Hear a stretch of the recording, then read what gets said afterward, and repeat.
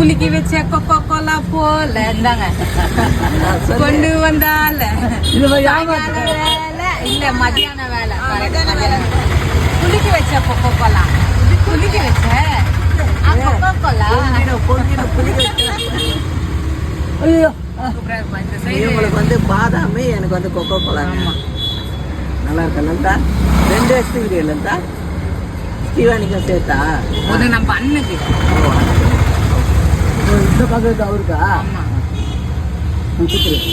ரொம்ப நாள் ஆச்சுங்க நான் கொக்கோ கோலா சாப்பிட்டு.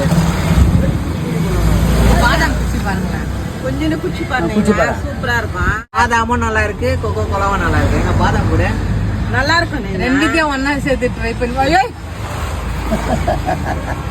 பொங்கிச்சு வாய் வேணாம்.